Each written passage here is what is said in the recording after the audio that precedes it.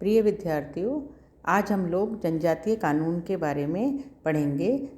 कानून क्या है? कानून एक सामाजिक नियंत्रण का साधन है। अगर हमारे ऊपर किसी भी रूप से कोई नियंत्रण नहीं होगा तो हम लोग जो है वो अपने व्यवहार को नियंत्रित नहीं कर पाएंगे और समाज में अराजकता फैल जाएगी। उसी रूप में जनजातियों के ऊपर भी नियंत्रण बहुत ज़्यादा ज़रूरी है। एक तो वहाँ पर शिक्षा का अभाव है, इस कारण से भी जनजातियों में उच्छृंखलता पाई जाती है। तो जो जनजातीय कानून की हम बात करते हैं, वो जनजातीय कानून जो उनका पंच होते हैं या उनके जो बड़े बुजुर्ग लोग होते हैं, उनके माध्यम से, हालांकि औपचारिक कानून भी उनके ऊपर लागू होता है क्योंकि वो भी मेन स्ट्रीम से जुड़े हुए होते हैं, लेकिन उसके बावजूद भी पंचों की जो मान्यता है वो वहाँ पर ज़्यादा पाई जाती है। हम कानून की अगर हम बात करें तो औपचारिक एवं संगठित तरीकों में कानून सामाजिक नियंत्रण का एक प्रमुख सशस्त्र साधन है। कानून के पीछे राज्य की शक्ति होती है और कानून का उल्लंघन करने पर राज्य द्वारा निश्चित दंड की व्यवस्था की जाती है। जैसे कि लूसी मेयर ने कहा, विधि से हमारा तात्पर्य उन नियमों से है जो उच्च सत्ता द्वारा बनाए जाते हैं। जनजातीय समाज हमारी तरह जटिल नहीं है, बल्कि बंधुत्व पर आधारित है। वहाँ प्रथाएं, परंपराएं, क्षेत्र के नियम एवं नैतिकता ही कानून है। वहाँ प्रथाएं ही शासक हैं। स्वयं जनजातीय कानून की प्रकृति एवं विशेषताएं ही ऐसी हैं जो उसे वर्तमान कानून से पृथक करती हैं। जनजातीय कानूनों की उत्पत्ति एक लंबे विकास का परिणाम है।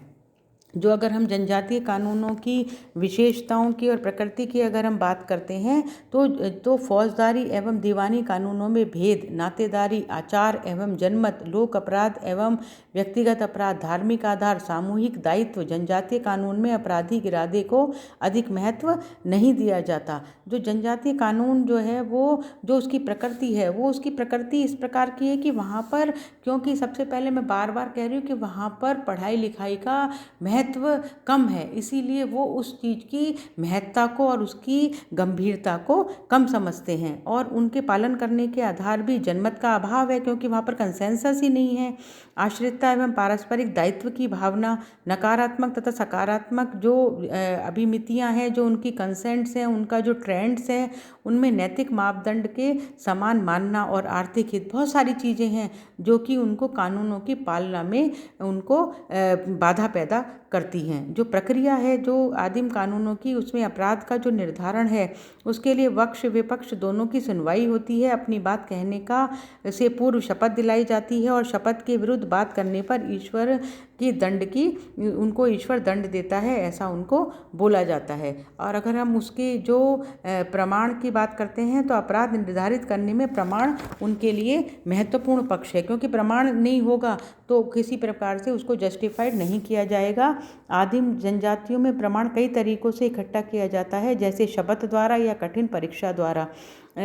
अगर उसमें उसको सबसे ज़्यादा महत्वपूर्ण है कि उनका इरादा होना आवश्यक होता है। उनका जो इरादा होना जो है वो आवश्यक होता है और उनमें ये माना जाता है कि जो है वो उनका क्या कंसेंट है, उनका क्या इरादा है। अगर उनका इरादा खराब होगा तो उसको, अगर उसने खराब इरादे से और गलत तरीके से किया है तो उसको ये नहीं माना जाएगा। दंड की व्यवस्था भी कानूनों में बहुत महत्वपूर्ण है, क्योंकि उनमें जो है वो दंड जो है वो अनेक रूपों से पाया जाता है।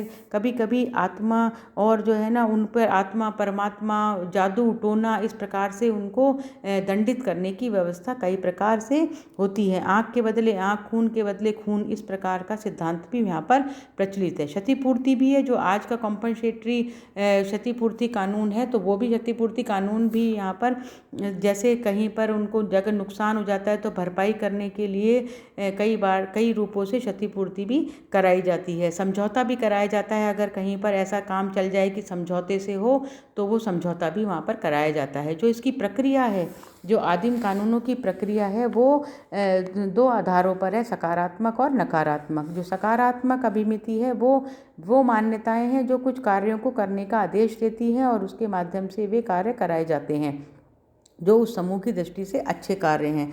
और अगर नकारात्मक बात करते हैं तो इसमें जनमत का नकारात्मक प्रभाव व्यक्ति की प्रतिष्ठा और संबंधों को बुरी तरह प्रभावित करता है। नकारात्मक अगर अभिमिति है वो कई बार उसका बहिष्कार भी होता है। तो मैंने बताया आपको कि जो कानून जो है वो कानून इनका किसके ऊपर आधारित है? दंड के ऊपर, समझौते के ऊपर, और कहीं कहीं पर जैसा उसका जो अपराध होता है उस हिसाब से उनको दंड की व्यवस्था की जाती है। अब कानून से ही जुड़ा है वो प्रथा, क्योंकि जनजातियों में प्रथा का अत्यधिक महत्व है। प्रथा शब्द का उपयोग ऐसी जनरीतियों के लिए होता है जो समाज में बहुत समय से प्रचलित हैं। प्रथा में सामूहिक कल्याण की भावना निहित है, ये आपने फर्स्ट ईयर में भी पढ़ा है। अगर मैकाइवर और पेस के अनुसार सामाजिक रूप से मान्यता प्राप्त नियम और व्यवहार के तरीके ही प्रथाएं कहलाते हैं। जो प्रथाएं जो होती हैं, उनकी प्रथाओं की अगर विशेषताओं की बात करते हैं तो प्रथा समाज के सदस्यों द्वारा व्यवहार करने के वे तरीके हैं जिनका उल्लंघन करने पर दंड की व्यवस्था की जाती है। प्रथाएं वे जनरीतियां हैं जिनका पीढ़ी दर पीढ़ी हस्तांतरण होता है।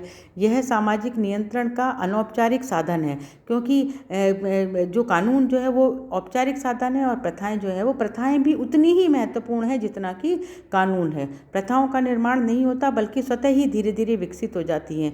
इनकी प्रकृति कठोर और अपरिवर्तनशील होते हुए भी समय के साथ साथ उसमें कुछ परिवर्तन होते जाते हैं, लेकिन परिवर्तन की गति इतनी धीमी होती है कि वह अनुभव की जा सकती है। प्रथाएं बनती कैसी हैं? पहले विचार, फिर व्यवहार, फिर आदत और फिर प्रथा बन जाती हैं। तो मैं आपको फिर बता देती हूँ कि जो कानून जो है, अगर कानून और प्रथा के अंतर की अगर हम बात करते हैं तो प्रथा का विकास जो है वो समाज की उत्पत्ति के साथ साथ हुआ, और जो कानून है वो राज्य की उत्पत्ति के साथ साथ हुआ। प्रथा आदतों और जनरीतियों के कारण बनती है, जबकि कानून सदस्यों के ऊपर थोपा जाता है और उसके नहीं मानने पर उसकी जो है वो पालना नहीं करने पर दंड की व्यवस्था होती है। प्रथा में अंदर से निकलती है और कानून उसका बाह्य रूप है। प्रथा के पीछे जनशक्ति होती है और कानून के पीछे राज्य की शक्ति होती है। प्रथा को तोड़ना पाप समझा जाता है, जबकि कानून को तोड़ना अपराध कहलाता है। तो मैं आपको ये बताया आपको कि कानून और प्रथा में क्या अंतर है, और प्रथा जो है व्यवहार करने के तरीके होते हैं जो कि उस समाज में नियंत्रण के साधन के रूप में प्रथा भी उतनी ही महत्वपूर्ण है जितना कि कानून महत्वपूर्ण होता है। कानून का और प्रथा से समाज में, जनजातीय समाज में नियंत्रण होता है, और उन नियंत्रण के कारण से जनजातीय समाज आज तक भी अपनी सैंक्टिटी को, अपने नियमों को और अपने आज मतलब इतना डेवलपमेंट होने के बावजूद भी जनजातीय मीणा, जनजातीय भील, जनजातीय सहारिया अपनी जनजातियाँ अपनी ओरिजिनलिटी को बनाकर रखे हुए हैं। तो हम ये कह सकते हैं कि जनजातियों में जो प्रथा और कानून ये भी उतने ही महत्वपूर्ण है नियंत्रण के साधन के रूप में जितना कि अन्य कोई जो है वो महत्वपूर्ण नियंत्रण का साधन हो सकता है। Thank you.